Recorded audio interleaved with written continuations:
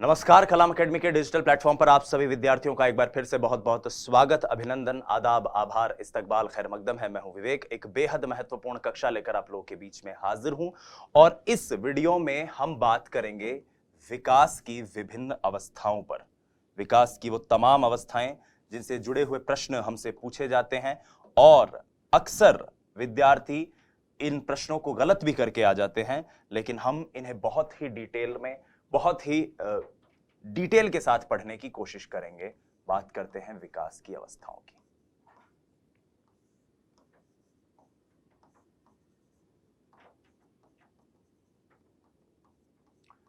प्रिय साथियों, बाल विकास को मुख्यतः 3 अवस्थाओं में बांटा गया है।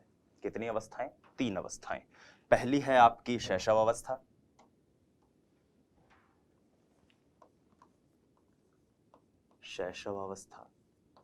जिसको हम इन्फेंसी भी कहते हैं। उसके बाद आती है बाल्यावस्था,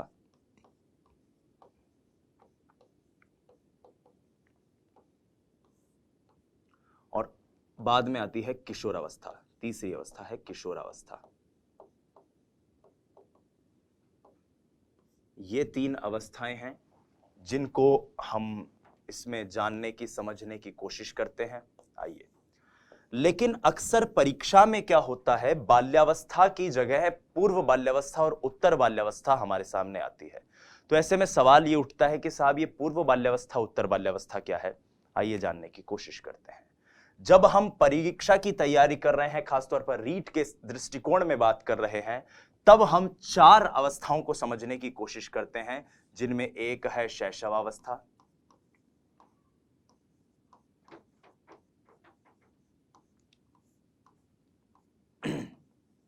दूसरी है पूर्व बाल्यावस्था,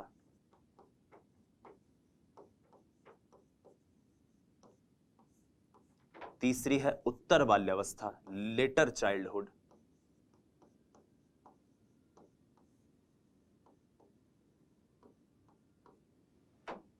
और चौथी है किशोरावस्था।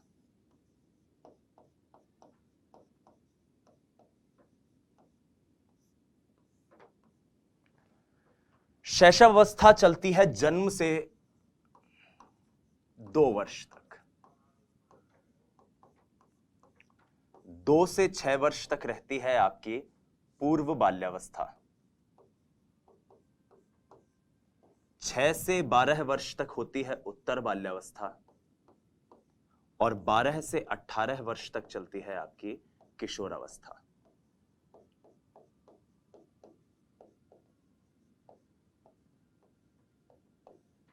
अब सवाल ये उठता है कि ये जो 4 अवस्थाएं हैं, अगर मुझे सर ये याद रखनी है तो फिर इन अवस्थाओं का क्या औचित्य है? क्योंकि कई बार परीक्षा में वो शैशवावस्था, बाल्यावस्था, किशोरावस्था के प्रश्न भी दे देता है।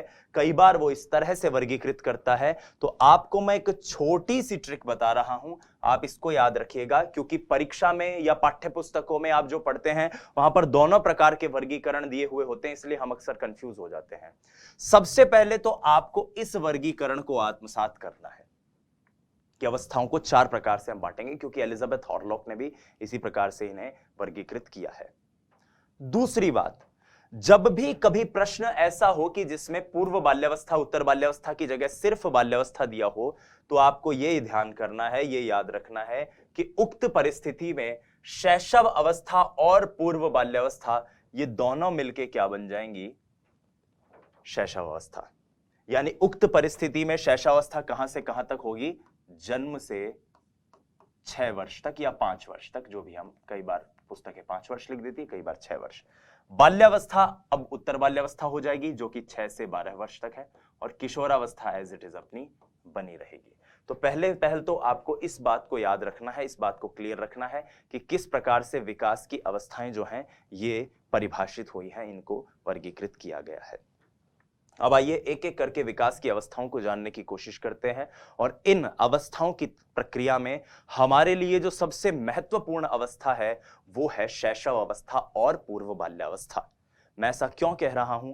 क्योंकि जब हम फर्स्ट ग्रेड के बारे में बात करते हैं, फर्स्ट ग्रेड की तैयारी करते हैं, तब हम किशोरावस्था पर ज्यादा फोकस करते हैं। लेकिन जब हम रीट की तैयारी कर रहे हैं तो रीट के पाठ्यक्रम में, या फिर यूं कहूं कि रीट के शिक्षक बनने के बाद आप जिन बच्चों को पढ़ाएंगे वो ज्यादातर शैशव अवस्था और बाल्यावस्था के बच्चे ही होंगे, तो आपका फोकस भी उन्हीं बच्चों पर होना चाहिए। इसलिए शैशव अवस्था हमारे रीट के दृष्टिकोण से बहुत इंपॉर्टेंट स्टेज है। आइए बात करते हैं शैशव अवस्था की।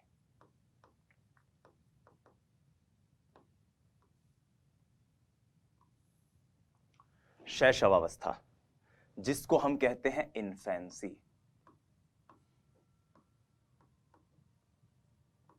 लैटिन भाषा का एक शब्द है, वहां से इन्फेंट आया, इन्फेंट से इन्फेंसी हुआ। इन्फेंट का मतलब होता है वो जो बोल ना सके, लैटिन भाषा में वो जो बोल ना सके। और आप देखते हैं कि एक बच्चा अमूमन इसी अवस्था में बोलना सीखता है, इसलिए इसको आपको जानना सबसे ज्यादा जरूरी है। ये जन्म से 2 वर्ष तक होती है। हालांकि हरलॉक ने कहा था कि 14 दिन तक यानी 2 सप्ताह तक इन्फेंसी रहती है, 2 सप्ताह तक इन्फेंसी होगी, यह श्रीमती एलिजाबेथ हरलॉक का मानना है।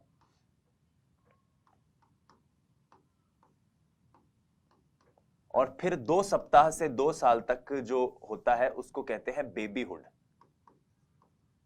बाल्यकाल। ये एलिजाबेथ हरलॉक का मानना है, जन्म से 2 सप्ताह तक इन्फेंसी और उसके बाद बेबीहुड। लेकिन हम हमारी परीक्षा के दृष्टिकोण से जन्म से 2 वर्ष तक मानते हैं। और मैं इसी वर्गीकरण को आपको समझाते हुए चलूंगा। यदि परीक्षा में कोई इस प्रकार का वर्गीकरण आ जाए तो आपको क्या करना है, पूर्व बाल्यावस्था और शैशव अवस्था की विशेषताओं को क्लब करके शैशव अवस्था के अंदर फिट कर देना है, एक तरह से ऐसे कह सकते हैं अपन। अब आइए बात करते हैं शैशव अवस्था की। शैशव अवस्था, जिसको सीखने का आदर्श काल कहा गया है, शैशवावस्था जिसके बारे में यह कहा गया है कि यहां पर जो विकास होता है वो बहुत ज्यादा महत्वपूर्ण होता है। शैशवावस्था जिसके बारे में मनोवैज्ञानिक मानते हैं, क्योंकि हमने विकास के सिद्धांत में भी पढ़ा था कि आरंभिक विकास यानी विकास की नींव जहां से पड़ती है वो ज्यादा महत्वपूर्ण है। तो आइए अब शैशवावस्था की एक एक करके सारी विशेषताओं को डिटेल में समझने की कोशिश करते हैं। पहली विशेषता शैशवावस्था की जो है वो है तीव्र शारीरिक विकास, रैपिड फिजिकल डेवलपमेंट। जो शारीरिक विकास होता है बालक का वो इस अवस्था में सबसे तेज होता है। आपको सिर्फ ये पॉइंट याद रखने हैं। इस अवस्था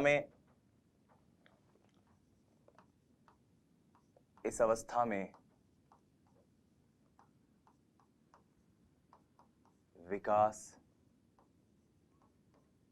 तीव्र गति से होता है, तीव्र गति से होता है। तो शारीरिक विकास क्लियर। दूसरा इस अवस्था के बारे में जो हम पढ़ते हैं वो ये है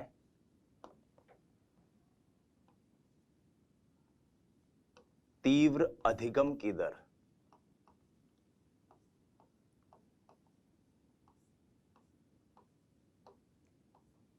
शैशव अवस्था ही वो समय है जिसमें बालक सब कुछ सीखता है, वो बोलना सीखता है, वो शब्दों को सीखता है, वो बहुत सारी चीजों को जानना पहचानना सीखता है। इसीलिए इस अवस्था में सीखने की जो दर होती है, इस अवस्था में सीखने की दर तीव्र होती है। इस अवस्था में सीखने की दर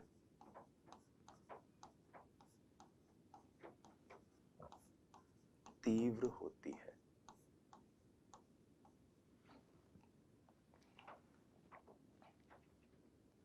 फिर एक खास बात जो आपको याद रखनी है शैशवावस्था के बारे में, कि इस अवस्था में बालक दूसरों पर निर्भर होता है, तो इसको इसीलिए पर निर्भरता की अवस्था कहते हैं। पर निर्भरता की अवस्था, डिपेंडेंट।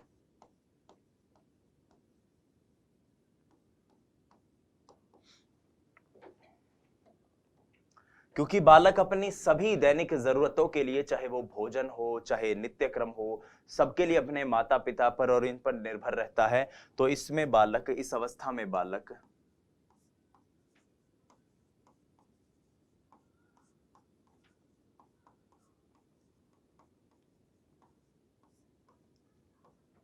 दूसरों पर निर्भर रहता है।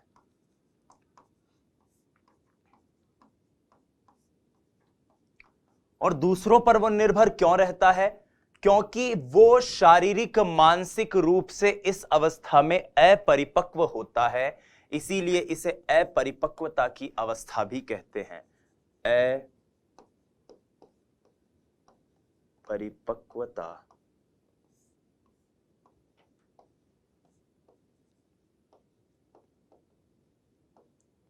की अवस्था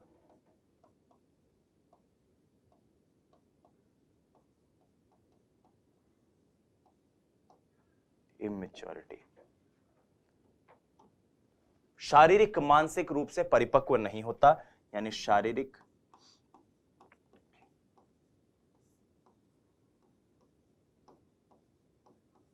मानसिक रूप से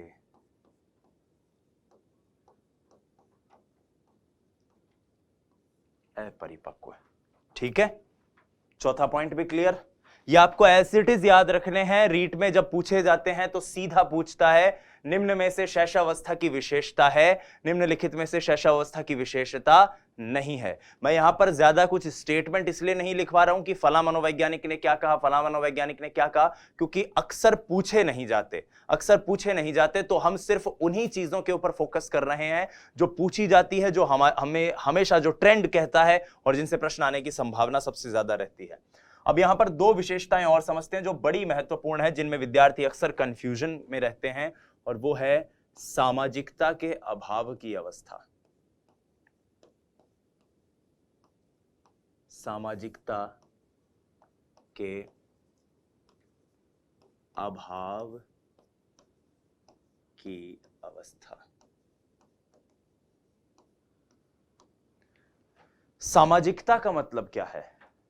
सामाजिकता का मतलब यह है कि समाज के जो नियम कायदे कानून हैं, समाज के जो तौर तरीके हैं, समाज की जो विधि है जिससे समाज चलता है, गवर्न होता है, उन विधियों को आप स्वयं में आत्मसात कर पाएं, उन विधियों को आप स्वयं में ले पाएं। तो इस अवस्था में बच्चा शारीरिक मानसिक रूप से अपरिपक्व है, तो वो समाज को भी कहां से समझेगा? जाहिर सी बात है। इसीलिए इसको लैक ऑफ सोशल बिहेवियर की स्टेज कहते हैं, लैक ऑफ सोशल बिहेवियर।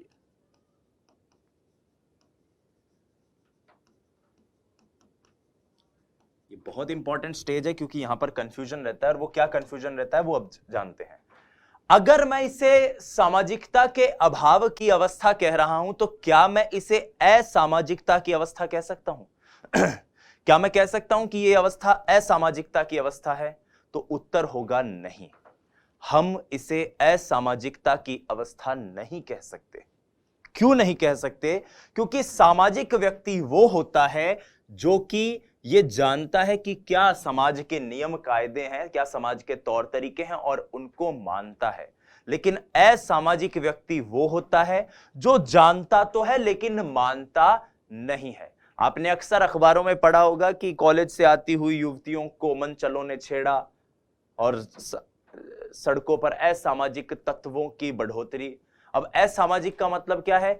कि वो व्यक्ति, वो लड़का जानता है कि मैं जो काम कर रहा हूं वो गलत है, मेरे घर में भी मेरी सिस्टर्स हैं, मेरी बहनें हैं, मेरी एक जिम्मेदारी है एक अच्छे नागरिक होने के कारण, मगर फिर भी वो फूहड़ हरकतें कर रहा है, इसलिए उसको असामाजिक कहेंगे। लेकिन बच्चा तो जानता ही नहीं है कि सामाजिकता होती क्या है, इसलिए इस अवस्था को असामाजिक नहीं गैर सामाजिक कहते हैं।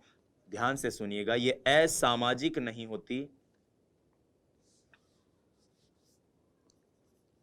असामाजिक नहीं कहेंगे आप उसे कहेंगे गैर सामाजिक।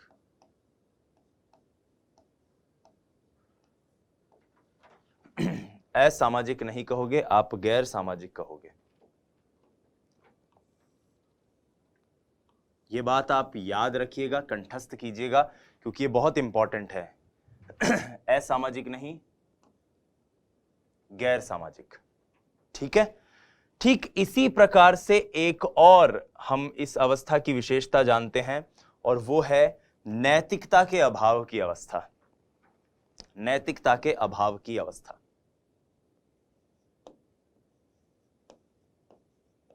नैतिकता के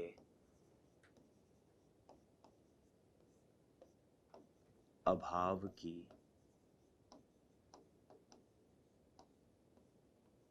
अवस्था। नैतिकता के अभाव की अवस्था, तो यहां पर इसको भी लैक ऑफ मोरालिटी कहेंगे।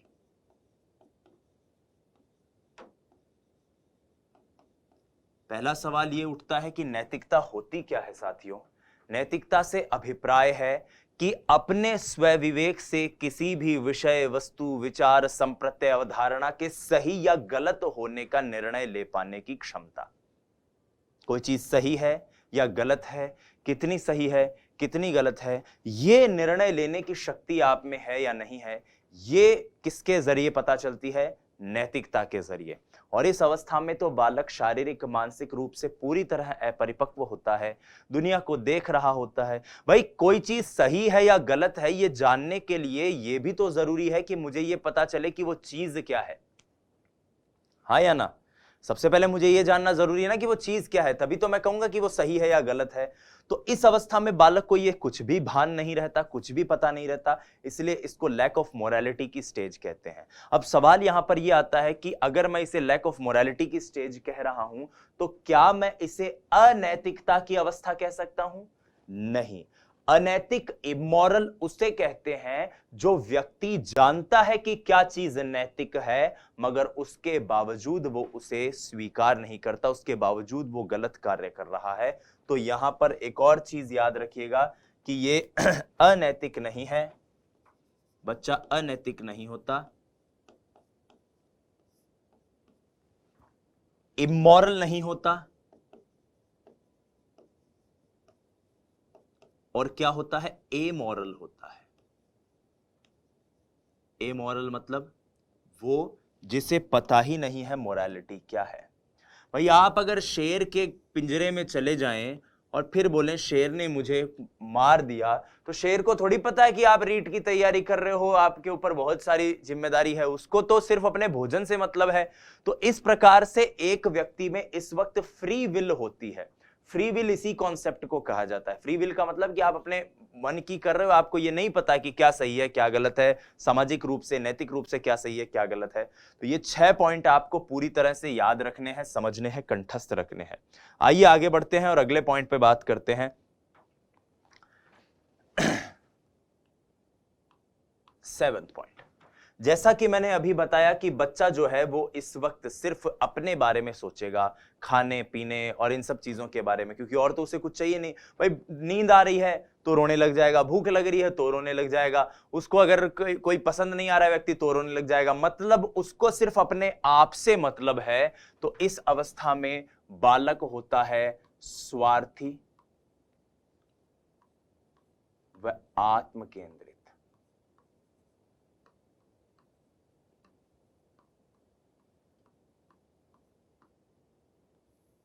स्वार्थी होता है बच्चा, और क्या होता है? आत्म केंद्रित, सेल्फिश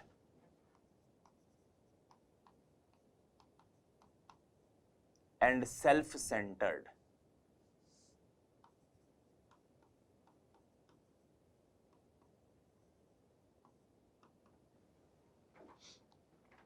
बच्चा सिर्फ अपने बारे में सोचता है, बालक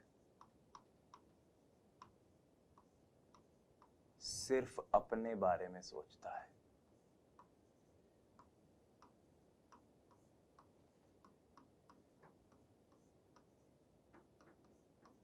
ऐसा होता है ना कई बार, आप से किसी ने कल फोन पे बात कर ली, बच्चे ने, आपका कोई रिश्तेदार का कोई बच्चा है, अगले दिन आपने फिर फोन लगाया कि वो आपसे बात करेगा, वो नहीं करेगा, कोई मतलब नहीं है, वो मोबाइल को देखता रहेगा, ही हंस लेगा, छोड़ देगा, पक जाएगा, उसको कोई मतलब नहीं है क्या है।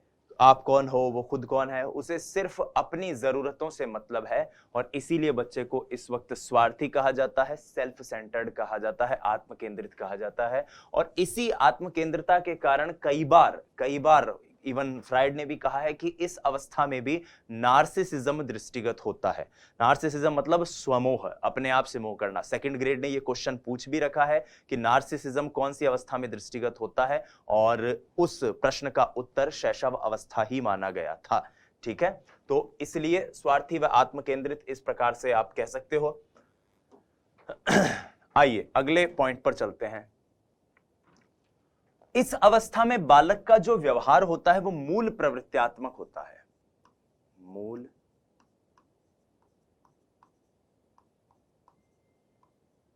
प्रवृत्त्यात्मक व्यवहार, बालक का व्यवहार मूल प्रवृत्त्यात्मक होता है। तो बेसिक इंस्टिंक्ट का बिहेवियर इसमें दृष्टिगत होता है। देखिए, विलियम मैकडूगल ने 14 तरह की मूल प्रवृत्ति की बात कही। मूल प्रवृत्ति का मतलब वो प्रवृत्ति जो मनुष्य की सहज प्रवृत्ति है, वो कहीं से अर्जित नहीं है, सीखी हुई नहीं है, वो मनुष्य के अंदर है क्योंकि वो मनुष्य है। जैसे कि डर का एक संवेग है, भय, तो पलायन एक मूल प्रवृत्ति उसके साथ जुड़ी हुई होगी। आप जब डर लगता है तो क्या करते हो, भागते हो ना कहीं से, उसके पास थोड़ी जाते हो उस चीज के पास। तो इस प्रकार की जो मूल प्रवृत्तियां जो होती हैं उनका व्यवहार व्यक्ति करता है। अब बच्चा इस वक्त कुछ सामाजिक तरीके तो जानता नहीं है, तो अपने संप्रेषण के लिए अपनी मूल प्रवृत्तियों का ही इस्तेमाल करेगा। वो रो के बताएगा चीजों को, तो रोना, पीड़ा होती है तो रोएगा या हंसेगा, इस तरह की चीजों के जरिए ही बच्चा अपने आप को संप्रेषित करता है दुनिया के साथ। तो बालक के व्यवहार में मूल प्रवृत्ति दृष्टिगत होती है। व्यवहार में मूल प्रवृत्ति दृष्टिगत होती है। दृष्टिगत होती है।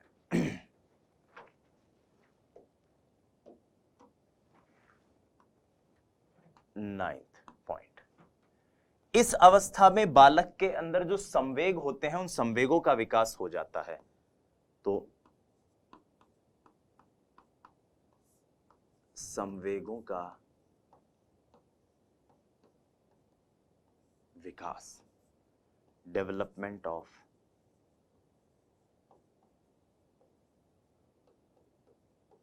Emotions, development of emotions. क्या होते हैं डेवलपमेंट ऑफ इमोशंस को समझने की कोशिश करते हैं। देखिए, मनोवैज्ञानिक मानते हैं कि जन्म के समय बालक में सिर्फ उत्तेजना मौजूद होती है।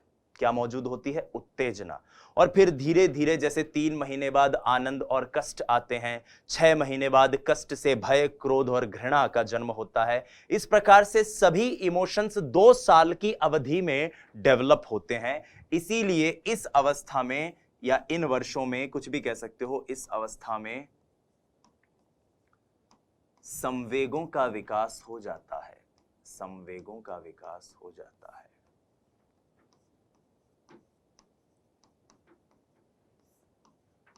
हो जाता है। संवेग जितने भी हैं, इमोशंस जितने भी हैं, उनका विकास इस अवस्था में बहुत अच्छे से होता है। फ्रायड भाई साहब का एक कथन है जो बड़ा इंपॉर्टेंट है। फ्रायड भाई साहब कहते हैं कि बालक जो होता है, शिशु जो होता है, इन्फेंट जो होता है, उस इन्फेंट में काम वासना की तीव्रता देखी गई है। ठीक है, काम वासना की तीव्रता देखी गई है, लेकिन कामांग जो हैं वो पूरी तरह परिपक्व नहीं होते हैं अभी। लेकिन उसके बावजूद आप इस बात को याद रखिएगा कि काम प्रवृत्ति की तीव्रता, सेक्सुअल इंस्टिंक्ट जो है, सेक्सुअल बिहेवियर जो है किसी बच्चे का, वो इस वक्त सबसे ज्यादा तीव्र होता है। तो तीव्र काम प्रवृत्ति, रैपिड सेक्सुअल इंस्टिंक्ट,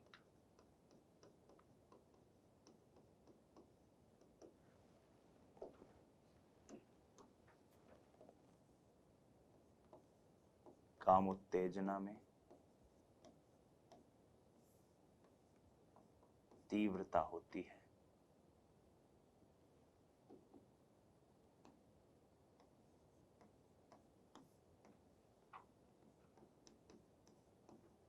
दृष्टिगत होती है। ठीक है, ये आप याद रखिएगा। तो यहां हमने शैशव अवस्था की कुछ विशेषताएं देखी। अब आइए शैशव अवस्था से संबंधित एक रीट का सवाल कर लेते हैं, ताकि हमें चीजें क्लियर हो जाएं कि हम जिस चीज को पढ़ रहे हैं वो कितना बेहतर है। देखिए, ये रीट में आया हुआ प्रश्न है। मैं इस प्रश्न के आपको समय भी बता दूं, लेवल 2 2015 में ये क्वेश्चन आया था। L2 2015 में ये क्वेश्चन आया था। अब ये क्या क्वेश्चन था, देखो, शैशव अवस्था की विशेषता नहीं है शारीरिक विकास की तीव्रता। ध्यान से देखिए, शारीरिक विकास की तीव्रता हमने देखा था, चाहे शारीरिक विकास हो, चाहे मानसिक विकास हो, संवेगात्मक विकास हो, सभी विकास इस अवस्था में तीव्रता से होते हैं। तो ये बात तो सही है। दूसरों पर निर्भरता, बालक दूसरों पर अपने सभी नैतिक कार्यों के लिए निर्भर होता है। नैतिकता का होना यह गलत है, क्योंकि नैतिकता तो 4-5 साल के आसपास विकसित होती है, यानी पूर्णतः तो खैर आगे विकसित होती है, लेकिन 4-5 साल के आसपास नैतिकता देखने को मिलती है बच्चे में। इस अवस्था में तो बच्चा ना तो नैतिक होता है, ना ही अनैतिक होता है, उसमें नैतिकता का या अनैतिकता का अभाव होता है, और मानसिक विकास में तीव्रता होती है। तो ये सारी चीजें तो, तीनों स्टेटमेंट तो सही है, लेकिन हमें पूछा है कौन सी विशेषता नहीं है, इसलिए हमारा आंसर हो जाएगा ऑप्शन सी। ठीक है, शैशवावस्था की विशेषता को जानने के बाद आइए अब बात करते हैं पूर्व बाल्यावस्था की। पूर्व बाल्यावस्था, पूर्व बाल्यावस्था जो कि होती है 2 से 6 वर्ष तक। पूर्व बाल्यावस्था जिसको हम कहते हैं प्री चाइल्डहुड।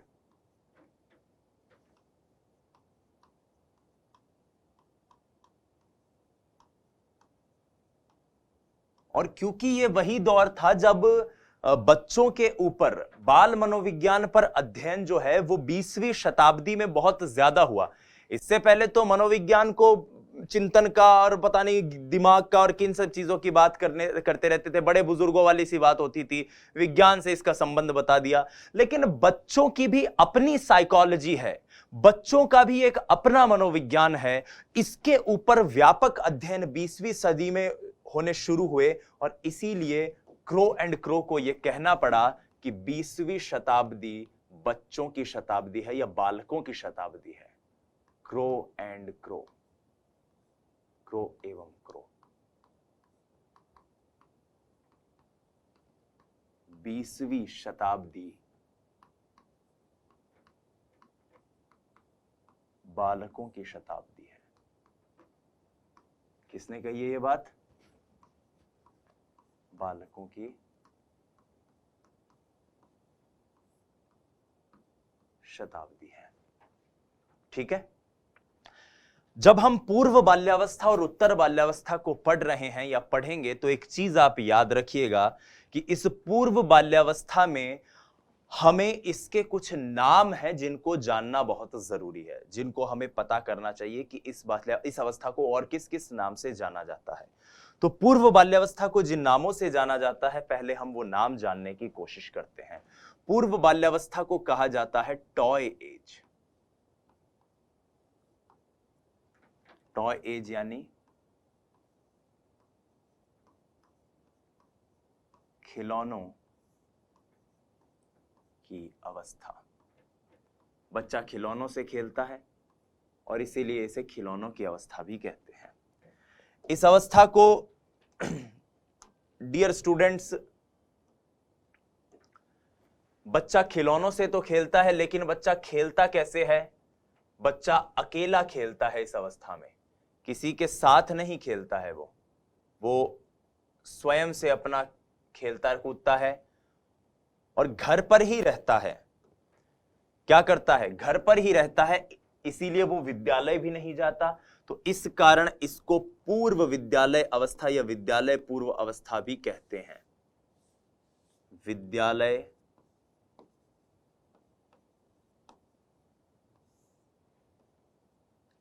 पूर्व अवस्था।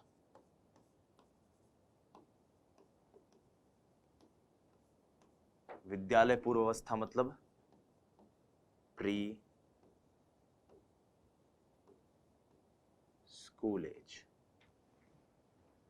जब वो बच्चा विद्यालय में नहीं जा रहा है, घर पर रह रहा है, इसका मतलब उसके कोई दोस्त वगैरह भी नहीं है, बाहर के कोई दोस्त भी नहीं है, तो इसलिए इसको टोली पूर्व अवस्था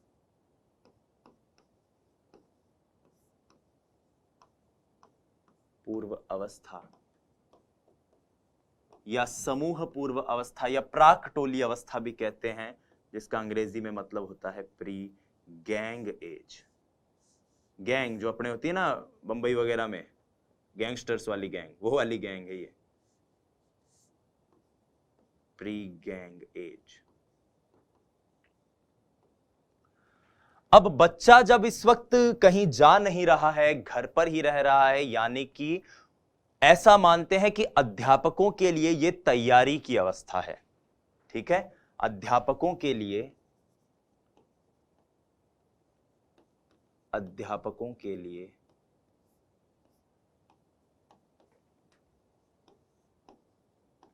तैयारी की अवस्था, क्योंकि घर पे ही वो तैयार हो रहा है अब कि भाई कुछ समय तक वो यहां रहेगा और फिर कुछ साल बाद वो आएगा स्कूल में। तैयारी की अवस्था, प्रिपरेशन एज।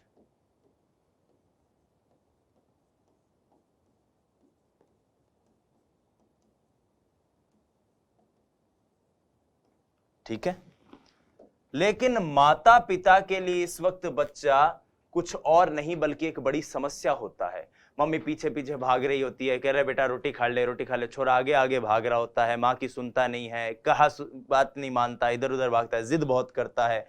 इसीलिए माता पिता के दृष्टिकोण से यह अवस्था होती है समस्या अवस्था।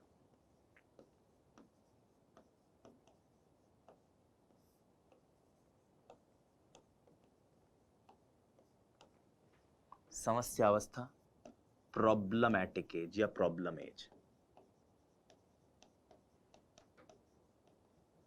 माता पिता के दृष्टिकोण से, क्योंकि माँ बाप की बात नहीं मानता, कहना नहीं मानता, उन्हें बड़ा परेशान कर रहा होता है, इसीलिए इसको प्रॉब्लमैटिक एज भी कहते हैं। ठीक है, तो विद्यालय पूर्व अवस्था, टोली पूर्व अवस्था, अध्यापकों के लिए तैयारी की अवस्था, समस्या अवस्था, ये सारी हमने इस अवस्था की कुछ विशेषताएं देखी।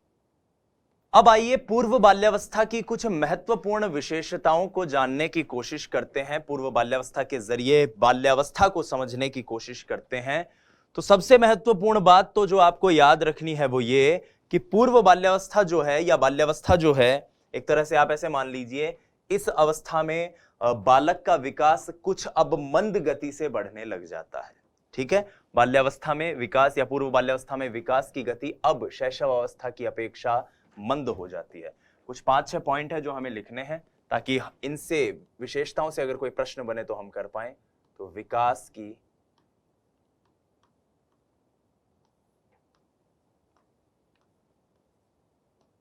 मंद गति, बालक नई नई चीजें सीख रहा है, इसलिए इस अवस्था को कौशल प्राप्त करने की अवधि भी कहते हैं। कौशल प्राप्त करने की अवधि। ठीक है, इस अवस्था में बालक जिज्ञासु बहुत होता है, कब, क्यों, कैसे, क्या, ऐसे प्रश्न पूछता रहता है। मम्मी ये क्यों हुआ, मम्मी वो क्यों हुआ, ये क्या होता है, वो क्या होता है, क्योंकि ऐसे ही वो अपने ज्ञान का निर्माण कर रहा होता है। तो इसीलिए इस अवस्था को कई मनोवैज्ञानिक तो प्रश्न पूछने की अवस्था कहते हैं। पूछने की अवस्था,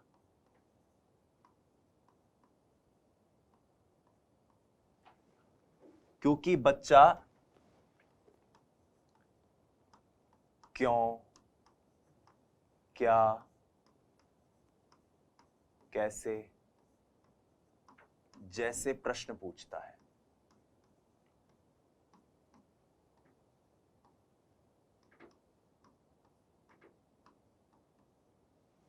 ठीक है, और इसी कारण, प्रश्न पूछने के कारण जो प्रवृत्ति होती है प्रश्न पूछने के पीछे, उसकी वो होती है जिज्ञासु प्रवृत्ति। तो जिज्ञासु प्रवृत्ति, क्यूरियोसिटी इन बिहेवियर।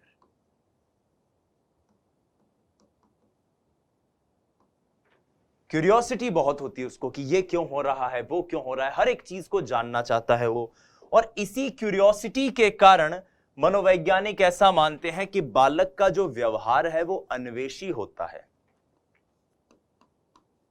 बालक का अन्वेषी व्यवहार इसमें देखने को मिलता है। अन्वेषी व्यवहार, एक्सप्लोरेटरी बिहेवियर, कुछ ना कुछ खोज करता रहेगा वो।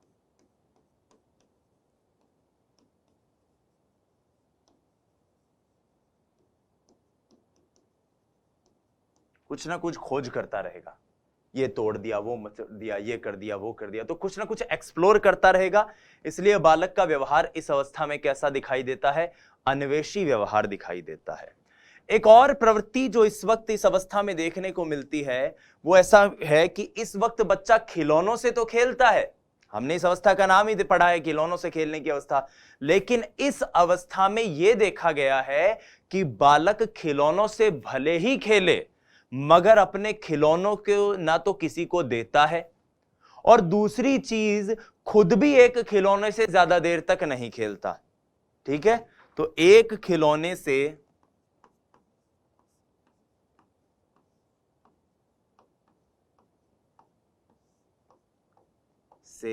ज्यादा देर तक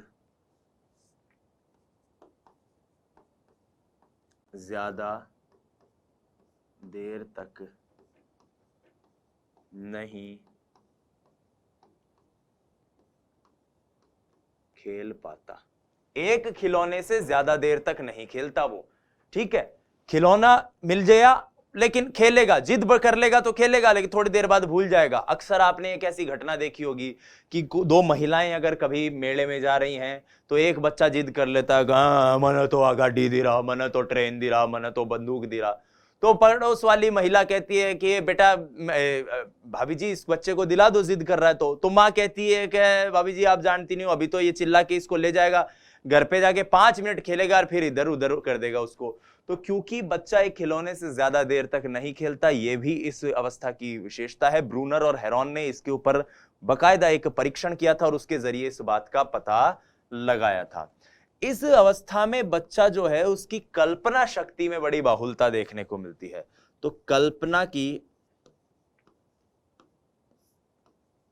बहुलता, बहुत ज्यादा कल्पनात्मक होता है। परियों की कहानी सुनेगा, राजा की कहानी सुनेगा, तलवार, स्पाइडरमैन, और वो खेल भी ऐसे ही खेलता है जिनमें नाटक करने की प्रवृत्ति हो, अनुकरण करने की प्रवृत्ति हो। उससे बच्चों से अपन ये तो कहते हैं कि बता दादी कैसे चलती है, तो ऐसे ऐसे ऐसे करके चल के दिखाएगा। उससे कहते हैं कि बता दादू जी खांसी कैसे लेते हैं, तो ऐसे करके खांसी लेके दिखाएगा। तो कल्पना की बहुलता है और इसी कारण व्यवहार में अनुकरण देखने को मिलता है। अनुकरण मतलब किसी चीज की नकल करना, तो अनुकरण द्वारा सीखना भी इसके अंतर्गत एक प्रवृत्ति आ जाती है। अनुकरण द्वारा सीखना, इमिटेशन। मगर बच्चा मां बाप का कहना नहीं मानता, इस अवस्था में बड़ा जिद्दी हो जाता है, झक्की बेकहा परेशान करने वाला। समस्या अवस्था अपन ने बोल भी दिया है इसको। तो यह बच्चा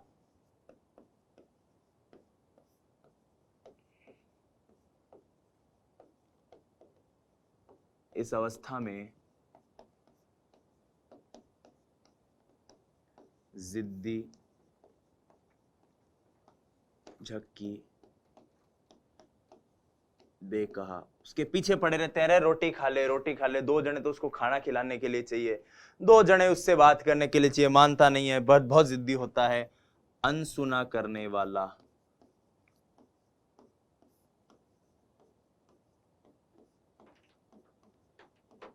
ये बालक की इस अवस्था में सबसे ज्यादा कुछ विशेषताएं देखने को मिलती हैं। तो यहां पर हमने विकास में बाल्यावस्था, पूर्व बाल्यावस्था की कुछ विशेषताएं देखी। मंदगति, कौशल प्राप्त करने की अवधि, प्रश्न पूछने की अवस्था, जिज्ञासु प्रवृत्ति, बालक का अन्वेषी व्यवहार, एक खिलौने से ज्यादा देर तक नहीं खेल पाता, अकेला भी खेलता है, ये भी मैंने आपको बताया था, ठीक है, अकेला खेलता है।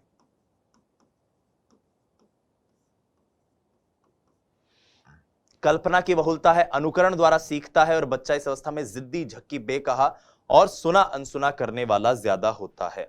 आइए अब बाल विकास की इसी अवस्था की, इसी पूर्व बाल्यावस्था की विशेषताओं के दो सवाल देखते हैं जो रीट में पूछे गए हैं, पहले आ चुके हैं। ये प्रश्न जो है आप इस वक्त देख रहे हो, ये लेवल 1 2011 में क्वेश्चन आया था, L1 2011 में ये क्वेश्चन आया था। इस क्वेश्चन के अंदर पूछा गया है खिलौनों की आयु किसको कहा गया है। तो खिलौनों की आयु, खिलौनों से खेलने की आयु, कुछ भी कह दो, आंसर क्या है, पूर्व बाल्यावस्था या फिर प्री चाइल्डहुड, प्री चाइल्डहुड।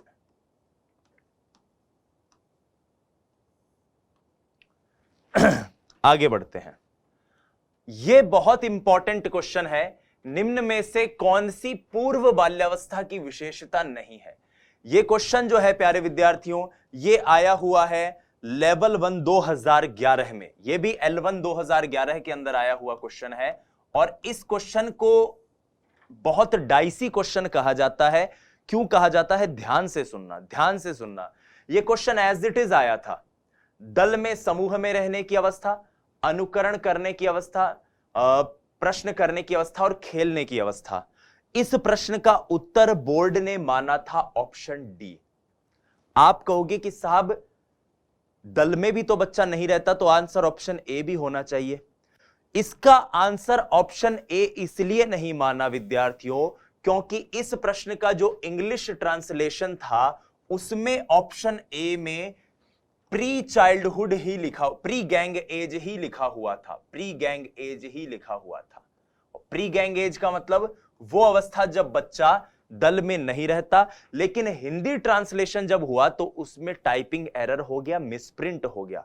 बावजूद इसके बोर्ड ने इस क्वेश्चन को डिलीट नहीं किया और आंसर डी ही सही माना, क्योंकि खेलने की अवस्था उत्तर बाल्यावस्था होती है और पूर्व बाल्यावस्था जो है वो खिलौनों से खेलने की अवस्था होती है। आप चाहें तो आधिकारिक रूप से चेक कर सकते हैं पेपर्स को, पेपर्स में प्रिंट आपको दिख जाएगा।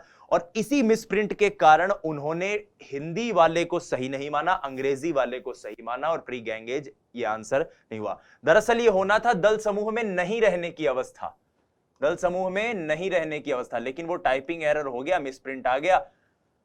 मैं ये बात आपको आज इसलिए बता रहा हूं क्योंकि अक्सर मेरे विद्यार्थी, खासतौर पर वो जो हिंदी माध्यम से हैं, वो ये कहते हैं कि सर हमें तो ये समझ में नहीं आती, हम तो इंग्लिश में नहीं पढ़ेंगे, हिंदी में पढ़ेंगे। मेरे दोस्तों, अगर आप इन वीडियो लेक्चर्स के साथ अगर बहुत ही संगत तरीके से, व्यवस्थित तरीके से पढ़ाई करते हैं तो मैं आपको पूरा विश्वास दिलाता हूं कि हम अंग्रेजी और हिंदी दोनों भाषा के महत्वपूर्ण संप्रत्यों को साथ में डिस्कस करते हुए चलेंगे।